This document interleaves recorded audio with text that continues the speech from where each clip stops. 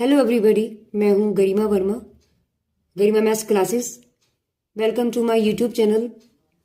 Guys, आज हम बात करेंगे सारणिक, जिसे इंग्लिश में कहते हैं डिटर्मिनेट्स। आपने पढ़ा होगा क्लास 10th में कि दो इक्वेशंस जैसे आपको गिवन हुआ करती थी तो आप उनको सोल्व करते थे विलोपन विधि से या फिर प्रतिस्थापन विधि से, जिसे इंग्लिश में हम कहते हैं, विलोपन को कहते हैं हम एलिमिनेशन और प्रतिस्थापन विधि को हम कहते हैं सब्स्टिट्यूशंस मेथड। यहां पर भी कुछ ऐसा ही है, हमें इनको सॉल्व ही करना होता है, लेकिन सारणिक की सहायता से। पहली बात आती है इसके अंदर कि हम इस सारणिक का विस्तार कैसे करते हैं, यानी एक्सपेंशन ऑफ डिटर्मिनेट्स। उससे पहले हम बात करेंगे गाइस इसके सिंबल की, यानी कि प्रतीक। देखिए, इसको हम लिखते कैसे। पहली बात, मैंने माना कि a बराबर है और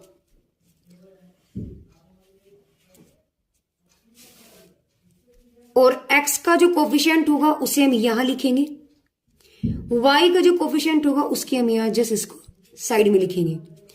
x का कोफिशिएंट जो दूसरी इक्वेशन, यानी यहां मैंने पहली इक्वेशन को लिखा, नीचे उसके दूसरी इक्वेशन को लिखेंगे, यानी x का कोफिशिएंट इज b1 और y का कोफिशिएंट इज b2। ये मेरा एक डिटर्मिनेट बन गया। यानी ये जो हमारे सिंपल से जो लाइंस खींची होती है ना गाइज, इसी को हम कहते हैं डिटर्मिनेट्स। अब इसकी बात, ये तो होता है इसका सिंबल। मैंने माना इसका जो ऑर्डर है, यानी कि यहां रो कितनी हुई, R1 और R2, यानी ये जो ऐसे होता है इसे हम कहते हैं रो, जो ऐसे चलती हैं, और जो खड़ी होती है उन्हें हम कहते हैं कॉलम। जो ऐसे होते हैं उन्हें हम क्या कहते हैं गाइज, कॉलम। यानी रो को हम कहते हैं पंक्ति और कॉलम को हम कहते हैं गाइज स्तंभ। यहां इनका ऑर्डर होता है, ऑर्डर का मतलब उनकी कोटि, कि इस डिटर्मिनेट का साइज क्या हुआ। पहले आता है रो, यानी कि रो बाई कॉलम, ठीक है ना गाइज, यानी m बाई n। मैंने माना अगर रो m है और कॉलम n है तो इसका साइज m बाई n होता है। दूसरी बात, यहां अगर इस डिटर्मिनेट की हम लोग बात करें ना गाइज, तो यहां पर रो कितनी है आपके पास, 2 है, और कॉलम कितनी है आपके पास, वो भी 2 है। तो इस डिटर्मिनेट का साइज क्या होगा गाइज, 2/2। अब हम बात करते हैं, ये तो इसका सिंबल था, अब हम बात करेंगे इसका एक्सपेंशन। इनकी इस सारणिक को हम एक्सपेंड कैसे करते हैं। देखिए, सारणिक को लिखने का जो तरीका, जब हम उसको एक्सपेंड करते हैं ना गाइज, तो हम, ये तो है a बराबर, a इज इक्वल टू, और जब हम एक्सपेंड करेंगे तो एक्सपेंड के लिए हम बोलते हैं डिटर्मिनेट्स ऑफ a, यानी इस a का एक्सपेंशन। तो अब इस चीज को बड़े ध्यान से समझिएगा गाइज कि हमने एक्सपेंड कैसे किया। सिंपल सा तरीका है कि जब 2/2 की मैट्रिक्स होती है, जब 2/2 का आपके पास डिटर्मिनेट होता है गाइज, तो आप क्या करेंगे, इसके तो इसके साथ और इसकी इसके साथ, बस इतना सा काम करना है।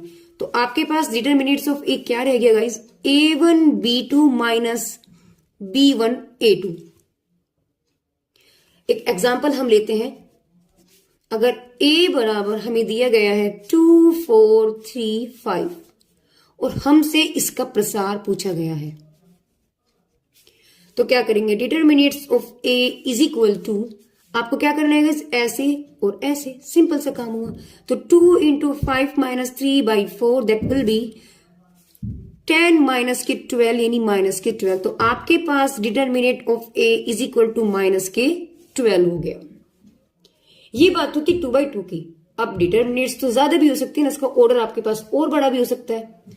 तो अगर हमारे पास 3/3 का डिटर्मिनेट्स है, मैंने माना a बराबर, अदर कोई हम लोग एग्जाम्पल ले लेते हैं, और a बराबर मैंने ले लिया है 6 4 5 4 3 4 0 3 2 7 4। इसमें इन्होंने पूछा है कि इस सारणिक का आपको मान बताना है, सारणिक का मान आपको बताना है। तो क्या करेंगे गाइस, देखिए, पहले लिखेंगे डिटर्मिनेट्स ऑफ ए। बड़े ही ध्यान से आपको समझना है गाइस कि करना क्या है। देखिए, पहला एलिमेंट ये जो जितने भी इसके अंदर होते हैं ना गाइस, इनको हम क्या कहते हैं, एलिमेंट कहते हैं। ये सब इसके अंदर क्या है, इसके एलिमेंट्स हैं। तो पहला एलिमेंट हम लेंगे, ये मैंने लिया 6। अब क्या करेंगे, इस 6 को दोनों तरफ से ढक लो। जहां मैंने लाइंस खींची है ना गाइस, बस इसी को आपको फोकस करना है। जहां मैंने खींची है इनको तो आप छोड़ दो। बचा क्या आपके पास, ये, तो इसको हम यहां लिखेंगे, यानी कि 0 7 3 4। अब एक चीज और है गाइस, क्या कि पहला एलिमेंट प्लस होता है, दूसरा माइनस होता है, तीसरा प्लस होता है, यानी कि ये अल्टरनेटिव आपके पास चलता है, 1 प्लस 1 माइनस, 1 प्लस 1 माइनस। तो पहला एलिमेंट जब मैंने 6 लिया वो प्लस हुआ, यानी यहां आपके पास प्लस होगा। जब मैंने 4 लेना है तो 4 के साथ क्या हो गया गाइस, माइनस के 4 हो गया। अगर यहां माइनस के 4 होता ना तो माइनस माइनस प्लस हो जाते। अभी यहां माइनस है तो माइनस का माइनस ही आपके पास रहेगा।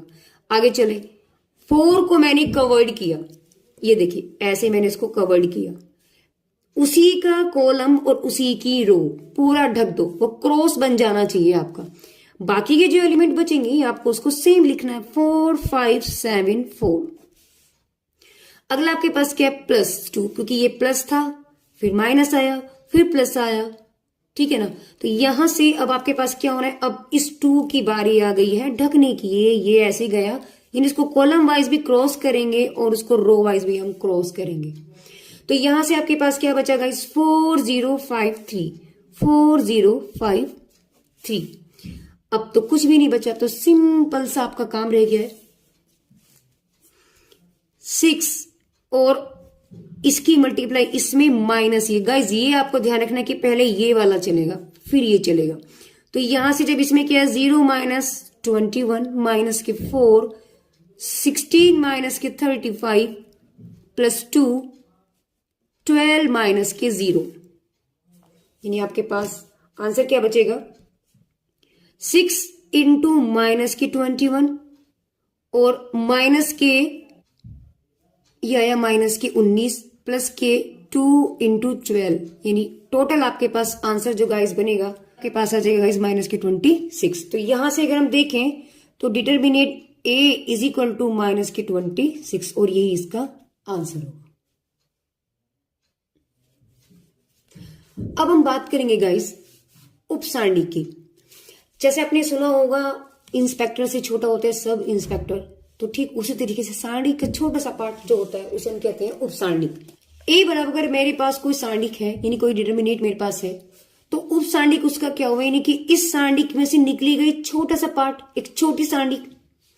तो यहां से अगर मैं A1 की बोलेंगे, A1 की उपसारणिक, देखिए क्या करेंगे, A1 को आप कवर्ड कर लीजिए, ऐसे गया और ऐसे गया, जो बचा वो ही इसकी उपसारणिक हुई, यानी कि B2 C2 B3 और C3। ऐसे ही हम लोग A2 की निकाल सकते हैं, A2 की उपसारणिक। तो A2 का मतलब है, A2 को देखो ऐसे पूरा कवर कर लो, उसी एलिमेंट को ना गाइस आपको पूरा क्रॉस कर देना है, रो वाइज भी और कॉलम वाइज भी, बस जो बचेगा वही आपके पास सारणिक होगा उसका। तो B1 C1 B3 और C3, देखिए B1 C1 B3 और C3, ऐसे हम किसी का भी निकाल सकते हैं। अगर मैंने माना C2 का, बस C1 को कवर्ड कर लीजिए, यानी कि मैंने C2 पूछा है तो C2 को देखो कॉलम वाइज भी क्रॉस कर दो और रो वाइज भी। क्या बचेगा आपके पास, आपके पास बचा A1 B1 A3 B3। तो ये इस तरीके से आपके पास क्या निकलता है गाइस, ये होता है आपका उपसारणिक। एक आता है आपके पास तीसरा नंबर जो आता है उसे हम सहगुणनखंड, इंग्लिश में से हम कहते हैं कोफैक्टर।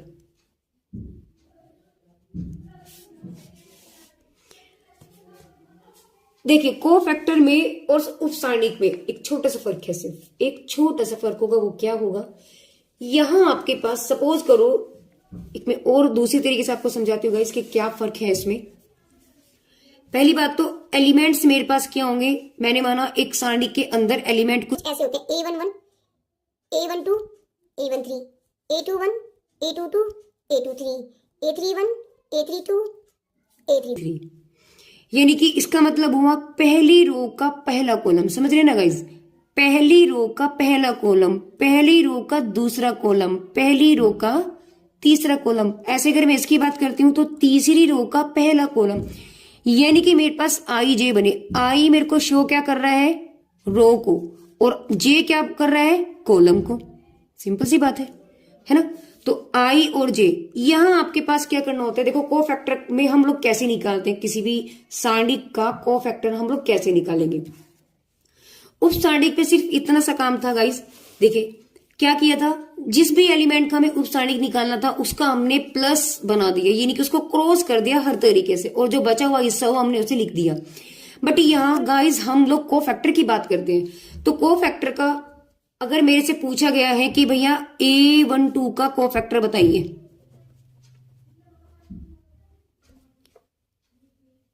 तो A12 का कोफैक्टर कैसे निकलेंगे, देखो A12 को क्रॉस तो करेंगे, राइट, इसको बिल्कुल उसी तरीके से, सेम उसी तरीके से हम लोग करेंगे, क्रॉस करेंगे। तो यहां से हम लोग ने पहले इसको क्रॉस किया, और आपके पास क्या बचेगा, आपके पास बचेगा A21, A23, A31 और A33। देखोगा ना गाइस, ये तो बचा आपके पास, देखो ये तो बचेगा। जब हमने A12 को क्रॉस किया तो आपके पास सिर्फ A21, A23, A31, A33 बचा। यहां से अब एक काम आपका और जुड़ना है, क्या होना है, यहां हम लोग क्या करते हैं, देखिए जैसे ये हुआ आपके पास, तो आपने क्या कर देना है, इनको सम करना है। यानी मैंने आई प्लस जे, जो आपके पास ए आई जी होता है ना गाइज, इसके ए हम लोग जे प्लस आई प्लस जे करते हैं। हमने इसका क्या किया गाइज, जो आपके पास ए आई जी होता है ना गाइज, उसमें हम क्या करेंगे, ये जो आई और जे हुआ, यानी कि रो और कॉलम का जो नंबर हुआ उनको हम लोग सम करेंगे। सम करने के पास आपके पास दो ही कंडीशन आएंगी, या तो आपके पास इवन बनेगा, इवन का मतलब सम होगा, या आपके पास ओड बनेगा, ओड का मतलब विषम होगा। सम का मतलब जो दो से डिवाइड हो जाता है, और विषम का मतलब जो दो से डिवाइड नहीं होता है। तो अगर आपके पास इवन आता है तो आपको प्लस लेना है, और अगर आपके पास सम करके ओड आ गया तो आपको माइनस लेना। जैसे यहां पर 1 2 हुआ है, और 1 2 को मैंने सम किया, हमें क्या करना है, सम करना है। सम करने के बाद मेरे पास नंबर आया 3, और 3 कैसा नंबर है गाइज, एक ओड नंबर है, यानी कि एक विषम संख्या है। विषम है तो माइनस आ जाएगा। अगर मेरे पास उसने पूछा है हमसे कि 2 2 की वैल्यू बताओ, 2 2 का आपको जो है कोफैक्टर बताना है गाइज, इसका मुझे क्या निकालना है, आपको कोफैक्टर निकालना है 2 2 का। तो क्या करेंगे, पहले तो 2 2 को जोड़ो, कितना हो गया 4, 4 कैसी वैल्यू है, एक सम है, यानी इवन है, इवन मुझे क्या देगा, प्लस, तो यहां लगाएंगे प्लस, और आपके पास क्या बन जाएगा, 2 2 को आप क्रॉस करेंगे, देखिए इसको आप क्या करेंगे, क्रॉस करेंगे, तो आपके पास चारों जो एलिमेंट कोने वाले बचे ना गाइज वो बचेंगे, देखिए ये और ये, बस इसको आप यहाँ पे लिखेंगे। तो A11, A13, A31, A33, इतना सा फर्क है। यानी दोनों में गाइस आपको समझ में आया ना कि फर्क क्या होता है। उप सारणिक में आपको सिर्फ ना तो वो एलिमेंट लेना है, उसको क्रॉस करने के बाद जो बचा आपको वो एलिमेंट लिखना है।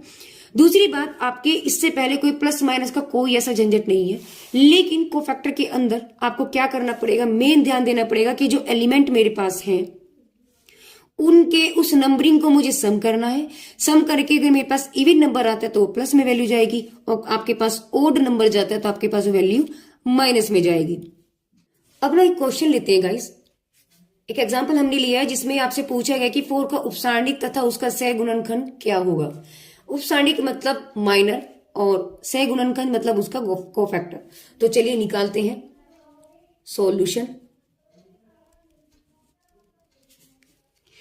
4 का हमसे क्या पूछा गया गाइस, 4 का उपसारणिक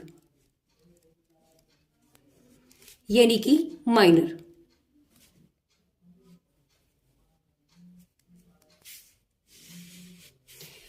देखिए 4 का माइनर पूछा गया है। अब देखिए 4 है कहां, ये रहा 4, तो इसको आपको क्रॉस कर देना है दोनों साइड से।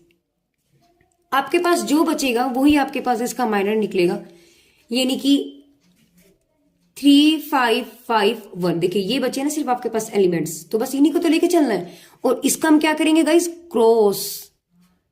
तो जब मैंने क्रॉस किया guys 3 into 1 -5 into 5, you will get 3 minus के 25 यानी कि आपके पास 22 माइनस के, तो आपके पास 4 का उप सारणिक क्या निकला गाइस, माइनस के 22।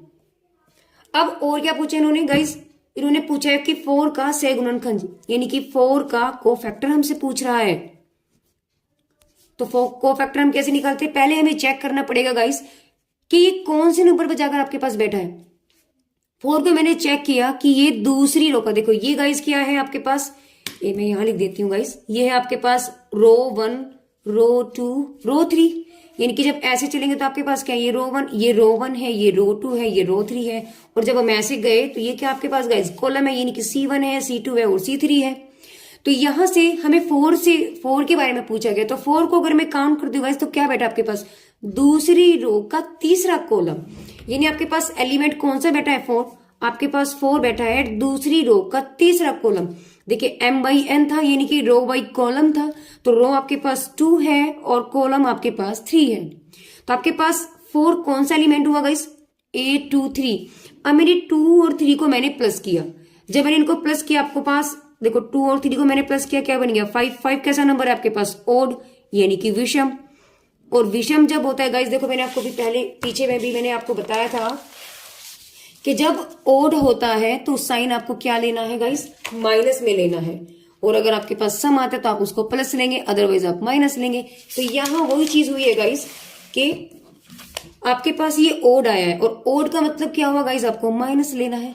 तो 4 का कोफैक्टर आपके पास माइनस में, इन आपको डिटरमिनेट के अंदर लिखना पड़ेगा, 4 को पूरा कवर्ड कर दो और इसी को लिख दो 3 5 5 1, सिंपल। तो आपके पास आंसर क्या आ जाएगा गाइस, माइनस के 22 और माइनस माइनस प्लस के 20। तो 4 का उप सारणिक यानी कि माइनर आपके पास आया माइनस के 22, और जब मैंने 4 का कोफैक्टर निकाला है गाइस तो आपके पास क्या आया 22। अब देखिए गाइस, सारणिक की कुछ विशेषताएं होती हैं, जैसे मैंने कुछ चीजें लिखी हुई है। देखिए पहली प्रॉपर्टी क्या है गाइस कि यदि किसी सारणी की 2 पंक्तियां या 2 स्तंभ यानी कि 2 रो या 2 कॉलम आपके समान है तो उस सारणी का मान यानी उस डिटरमिनेट का मान डायरेक्टली 0 होता है। जैसे यहां मैंने देखा, देखिए अगर मैंने इसको कॉलम वाइज देखा है गाइस तो क्या नजर आ रहा है, इस सारणी के अंदर आपको दोनों इक्वल है। इसका मतलब क्या हुआ, इसका मान हमें निकालने की जरूरत ही नहीं है, ये डायरेक्ट इसका आंसर हो जाएगा क्या, इक्वल टू 0। सेम ऐसे ही यहां आपके पास कॉलम इक्वल थी, यहां आपके पास देखिए जरा ये वाली रो इस रो की क्या है गाइस, इक्वल है, यानी इसका मान इक्वल टू क्या होगा 0। अगली प्रॉपर्टी आपकी क्या है गाइस, यदि किसी सारणी की किसी पंक्ति या स्तंभ का प्रत्येक अवयव किसी भी पंक्ति या कॉलम जो स्तंभ है उनका जो प्रत्येक अवयव है वो 2 या 2 से अधिक राशियों का योगफल है। 2 या 2 से अधिक भी हो सकता है, जिसमें आगे भी कुछ हो सकता है। 2 या 2 से अधिक राशियों का योगफल है तो उस सारणी को उसी कोटि के उतने ही सारणिकों में हमें तोड़ सकते हैं और तब हम उसको हल कर सकते हैं, जैसे मैंने यहां किया। कैसे, यानी कि आप ये वाला हिस्सा तो अलग कर दो, तो यहां पहले पास 3 4 1 आया और बाकी कॉलम ये 1 बन गया और C2 मेरे पास सेम है जो हमें गिवन है, बीच में क्या था प्लस। अगली बार में हम इनको लेंगे तो 2 7 5 3 8 2 7 4 2। अब आपको इसको सेम, अगर ये 2 एलिमेंट आपके पास सेम हो जाते तो फिर इसकी वैल्यू 0 हो जाती, बट यहां ऐसा कुछ नहीं है, तो हम इसको अलग एक्सपेंड करेंगे और इसको हम अलग से एक्सपेंड करेंगे। अब देखिए गाइस, एक एग्जाम्पल लेते हैं गाइस, इसमें इन्होंने बोला है कि इसकी आपको वैल्यू बतानी है कि इसकी वैल्यू क्या होगी। अब या तो हमारे पास 2 मेथड है, या तो मैं इसको क्या कर सकती हूँ गाइस, सिंपल से इसको एक्सपेंड हम लोग कर सकते हैं, या फिर अपने दिमाग का यूज करके हम इसको थोड़ा सा इसके कैलकुलेशन को छोटा भी कर सकते हैं। जैसे मैंने यहां पर क्या किया गाइस, पहला कॉलम तो कुछ नहीं हो सकता, अगले में मेरे को नजर आ रहा है इसके, जैसे ये 13 है और ये 16 है, अगर मैं 16 को क्या लिख दूं 13 + 3, ऐसे ही 17 को क्या लिख सकते हैं हम 14 + 3, 18 को हम क्या लिख सकते हैं फिर 15 + 3। तो आपके पास यही सेम एलिमेंट मिल गए। यहां आपके पास क्या हो गया 19 20 21। मैंने यहां से क्या देखा गाइस, अभी हमने ये प्रॉपर्टी पढ़ी है कि अगर एक ही रो या कॉलम में आपके पास अभी यहाँ पर देखो गाइस लिखा है ना कि 2 या 2 से अधिक राशियों का योगफल अगर होता है तो हम उसे अलग अलग करके उतनी ही राशियों में हम उसको प्रदर्शित कर सकते हैं। तो यहाँ पर आपके पास कुछ सिचुएशन ऐसी ही बनी है, यानी मैं इसको लिख सकती हूँ 13, 14, 15।